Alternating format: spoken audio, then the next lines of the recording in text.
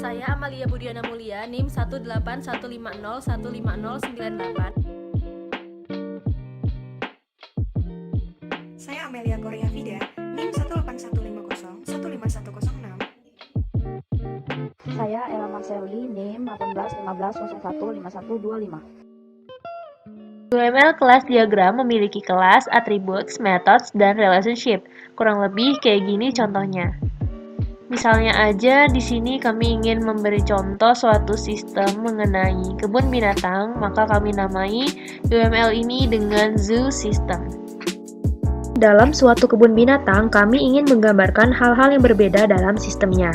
Untuk menggambarkan hal yang berbeda tersebut, kita bisa menggambarkannya melalui sebuah kelas. Lalu, dalam kebun binatang itu terdapat apa aja sih? Kan pastinya akan ada banyak hewan, jenis hewan. Maka dari itu, kita akan menamakan kelas kita dengan nama kelas hewan atau animal.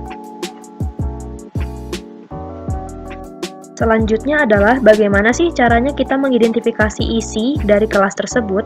Caranya adalah dengan mengisi kelas kita dengan berbagai macam nama hewan-hewan yang ada di kebun binatang kita. Hal ini disebut dengan attributes. Attributes juga disebut dengan variabel atau property dan dia ditempatkan di bagian tengah. Untuk kelas hewan kita memerlukan atribut seperti nama, ID, dan usia. Selanjutnya di sini kami akan membahas tentang format penulisannya. Jadi, dimulai dengan visibilitas nanti akan kita bahas dan nama atribut selalu dimulai dengan huruf kecil diikuti dengan titik 2 dan nama tipe datanya apa. Untuk nama kita di sini gunakan string, untuk ID dan usia kita gunakan tipe data integer. Next kita akan bahas tentang methods. Dia ditempatkan di kolom paling bawah sini. Dan metode ini dikenal juga dengan fungsi atau operasi. Metode ini nantinya akan menentukan perilaku dalam kelas tersebut. Misalnya di sini kita bisa ubah nama binatang. Misalnya awalnya namanya Ruth, tapi kita mau ganti jadi Rita. Nah, jadi kita akan gunakan metode setName. Juga kita tambahkan metode makan karena pastinya semua hewan kan makan. Penulisannya sendiri dimulai dengan visibilitas, nantinya akan kita bahas. Terus diawali juga dengan huruf kecil, diikuti dengan tanda kurung untuk menandakan fungsi Anda untuk memprogram. Di sini kita dapat tambahkan variabel dan tipe data, tapi biasanya nggak terlalu diperlukan, jadi kosongin aja. Tanda strip pada visibilitas itu menunjukkan visibilitasnya adalah private. Artinya dia tidak bisa diakses oleh kelas lain atau subkelas manapun. Selanjutnya, tanda plus menunjukkan visibilitasnya adalah public, artinya sebaliknya dia dapat diakses oleh kelas manapun. Selanjutnya, protected, itu artinya suatu atribut itu dilindungi dan hanya dapat diakses oleh kelas atau subkelas yang sama. Selanjutnya, package atau default, itu dapat digunakan oleh kelas lain selama masih dalam paket yang sama, tapi ini jarang digunakan. Kebanyakan dalam suatu kelas hanya bersifat public atau protected. Selanjutnya kita akan menambahkan kelas baru yaitu kelas karyawan. Isinya ada nama, ID, nomor HP, dan departemen. Lalu semua atributnya ini kita akan buat dia private. Dan metodenya kita buat misalnya aja update nomor telepon. Terus kita buat visibility-nya adalah public. Next kita akan bahas tentang relationship. Jadi jenis hubungan pertama yang akan kita lakukan di sini adalah inheritance atau pewarisan sifat. Pewarisan sifat ini kita dapat gunakan ke subkelas. Misalnya di sini saya akan menggambarkan kelas kura-kura, tikus tanah dan juga marmut.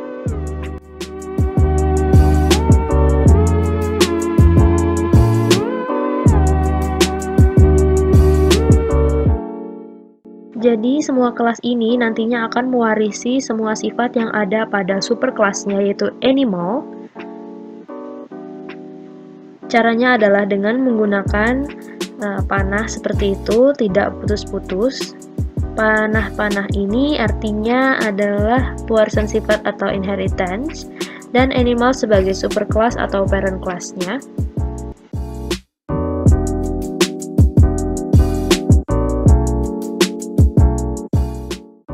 Selanjutnya kita akan membahas tentang relasi asosiasi yang merupakan sebuah relationship yang paling umum di antara dua kelas dan dilambangkan dengan sebuah garis yang menghubungkan dua kelas, dan garis ini biasanya melambangkan tipe-tipe relationship yang juga dapat menampilkan hukum-hukum multiplisitas pada sebuah relationship.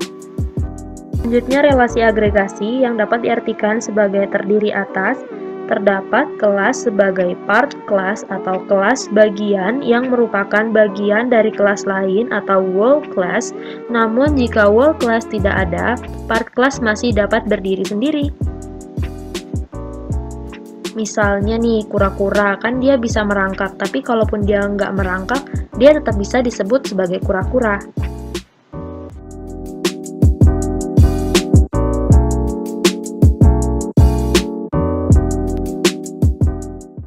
Next adalah relasi komposisi, yaitu hubungan yang lebih kuat daripada agregasi, di mana terdapat kelas sebagai part kelas atau kelas bagian yang merupakan bagian dari kelas lain atau whole class. Part kelas sangat bergantung pada whole class-nya. Misalnya di sini ada lobby dan bedroom. Nah, lobby dan bedroom ini tuh nggak bakal ada kalau visitor center-nya nggak ada. Kemudian konsep yang lumayan penting juga pada hubungan kelas diagram adalah multiplisitas. Multiplisitas ini memungkinkan kita mengatur batasan numerik tentang hubungan. Misalnya, katakanlah kita ingin menentukan yang akan dimiliki pusat pengunjung. Misalnya hanya ada satu lobby, kita akan menulis nomor 1 di sini. Artinya mungkin ada satu dan hanya satu lobby per pusat pengunjung. Tapi untuk kamar mandi mungkin kita ingin membuatnya sehingga setidaknya ada satu kamar mandi per pusat pengunjung. Tetapi tinggalkan opsi untuk memiliki sebanyak yang kita mau. Kita akan menggunakan notasi ini untuk menunjukkan satu atau banyak kamar mandi. Jenis multiplisitas seperti yang ada pada layar. Langsung aja, nextnya kita bakal belajar bagaimana sih cara pembuatan kelas diagram di NetBeans 8.2. Langsung aja masuk ke websitenya NetBeans, dan linknya udah kami taruh di description box.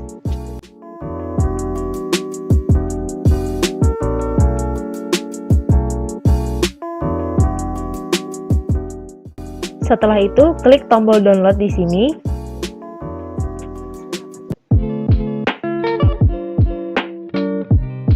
Tunggu hingga proses downloadnya selesai. Setelah itu, kita buka filenya di file download kita, di mana tempat kita menyimpannya.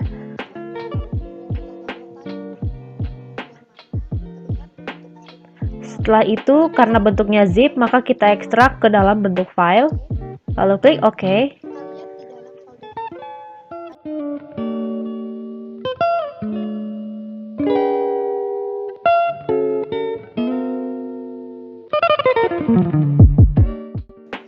Lanjut, kita buka aplikasi NetBeans yang udah kita install sebelumnya. Kalau belum ada, install dulu. Setelah itu, klik Tools, klik Plugins, dan tampilannya akan seperti ini. Selanjutnya, klik Download, Add Plugins, masukkan file yang kita udah download tadi, klik Open, OK. Lalu, kita lihat di install. Semua sudah terinstall di NetBeans ini. Close. Selanjutnya, di sini ada project kendaraan. Project ini akan kita buat ke dalam bentuk kelas diagram. Caranya adalah dengan membuat new project, pilih yang UML diagram project, next, lalu masukkan project name-nya.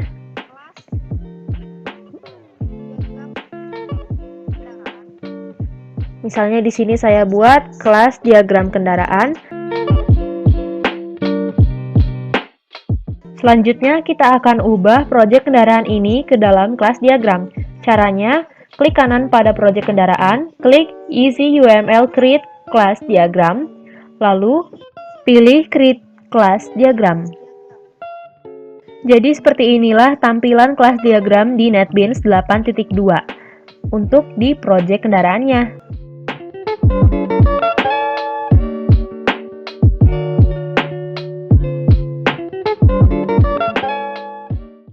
Ini disebut dengan nama kelasnya, ini atributnya, dan yang ini adalah methods-nya. Kelas kendaraan di sini berperan sebagai superkelasnya, sedangkan mobil, sepeda, dan motor yang di bawah ini adalah child kelasnya atau anak kelasnya. Di sini juga ada relasi generalisasi di mana relasi ini menjelaskan hubungan inheritance atau pewarisan sifat. Jadi maksudnya mobil ini adalah bagian dari kelas kendaraan dan yang ini sebagai main kelasnya aja di dalam sebuah project. Selanjutnya kita akan menyimpan kelas diagram ini dalam bentuk gambar. Caranya gampang, tinggal klik kanan, klik export as image, klik wall diagram, kemudian beri nama filenya. Misalnya saya di sini beri nama kelas diagram K, lalu klik save.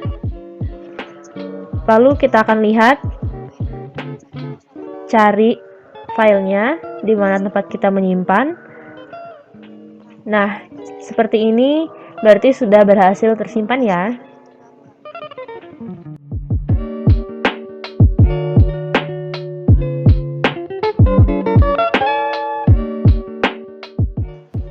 Itu saja yang dapat kami sampaikan. Semoga tutorial ini bermanfaat. Kurang lebihnya mohon maaf. Terima kasih.